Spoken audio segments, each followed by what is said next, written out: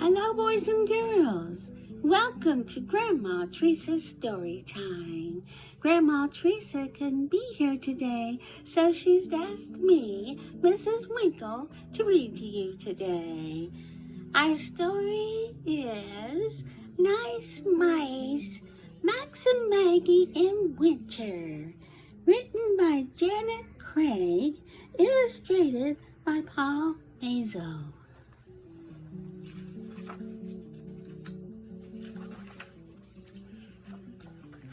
Our first story is Fun on Skis. Maggie and Max were best friends. Maggie loved winter. She liked to ice skate.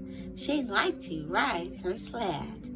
And she especially loved to go skiing in the snow. Max did not like winter very much. Ice skating?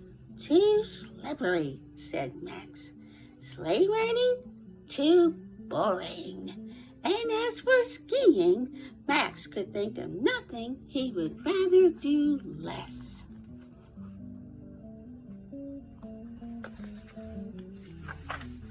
One snowy afternoon, Maggie said, "Today looks like a great day for skiing.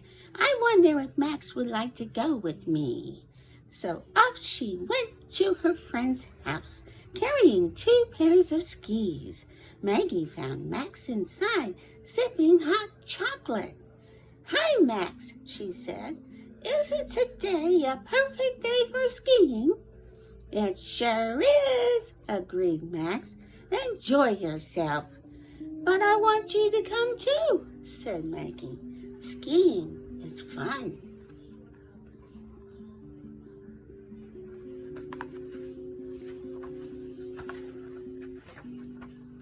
"Skiing is not fun," said Max. "It's scary, and being scared is not fun."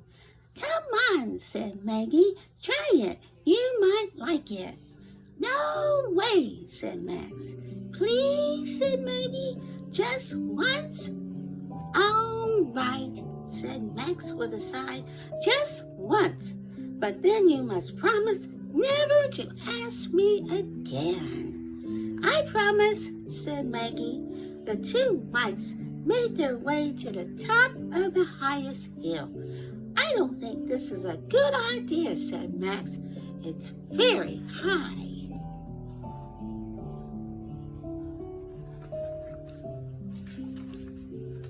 "Don't worry," said Maggie. "Look at how pretty everything looks. You can see for miles all around." But all Max saw was how far away the bottom of the hill looked.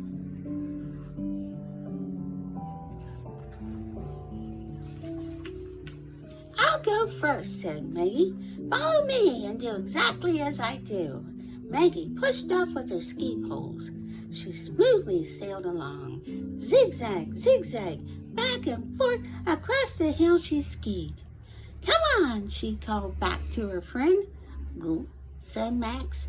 Every part of him felt frozen, and not from the cold. "I can't do it," he said.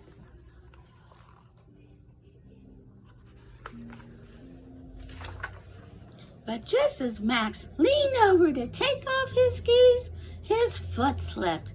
"Egg!" cried the frightened mouse. He was heading full speed down the hill. Max shut his eyes tightly. He could not bear to look. Over bumps, under tree branches, and through snowdrifts went Max. With his eyes closed, he could not see Maggie in front of him until it was too late.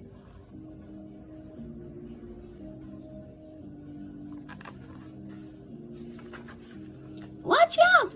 Maggie called, but not in time. Max's skis got tangled up with hers. Off she tumbled, head over heels, and she did not stop tumbling for a very long time.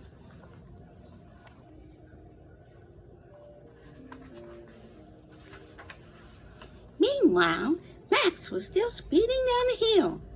"You're doing great," called a rabbit from its hole. Max opened his eyes. "Look at him go," said a little bird. Max grinned. The wind felt cold on his face. How exciting it was.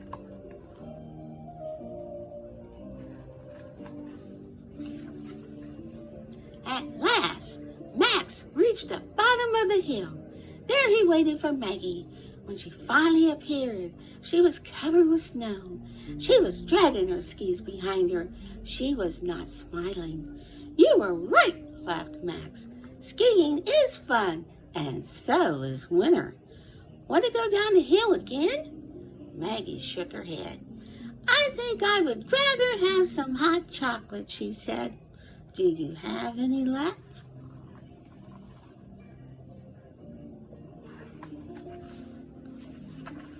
Our next story, The Snowman. One winter morning, Max looked out his bedroom window. "Hooray," said Max. "It snowed last night." A thick white blanket of snow covered the ground. It sparkled in the bright sunshine. As Max looked at the snow, he spotted a small, round, fuzzy thing. It was coming through the snow to his house.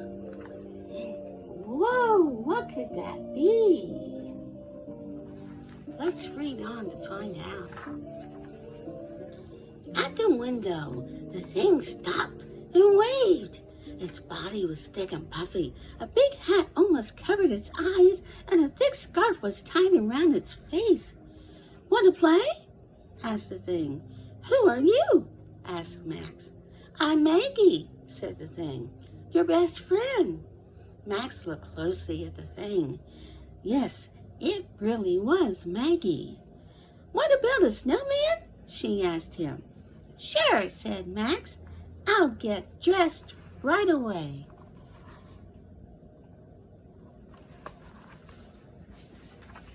Soon, two small, round, fuzzy things were playing in the snow.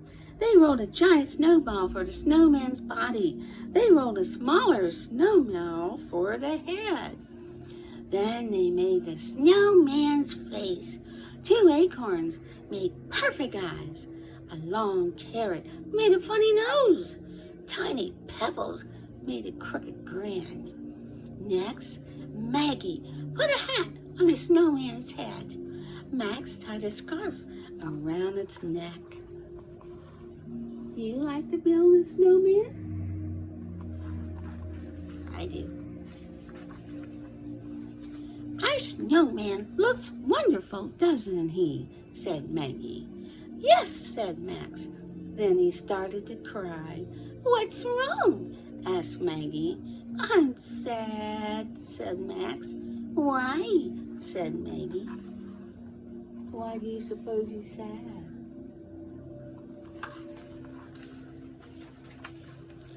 "Because soon our snowman will melt," said Max. "It will be only a memory.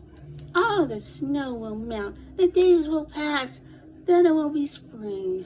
Maybe we'll even forget what a fine snowman he was." Maggie looked at her sad friend. She thought very hard. Then Maggie said, "Wait here." Off she ran. When she returned, she was carrying something in her hands. "Look at me," said Maggie, and say, "Icicle." Click. Maggie took a picture of Max and the snowman. That sounds like a good idea. A few days later, Max looked in his mailbox. He smiled. Inside was a picture of Max and the snowman. On the back of the picture, Maggie had written these words: "A snowman lasts for just a day. When sunshine comes, he goes away."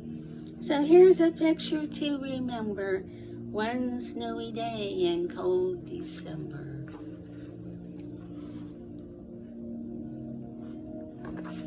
I hope you enjoyed our story, boys and girls. And next time, Grandma Teresa should be back. But until next time, always remember what Grandma Teresa has taught you. The more we get together, the more we get together, the happier we'll be. Your friends are my friends, and my friends are your friends.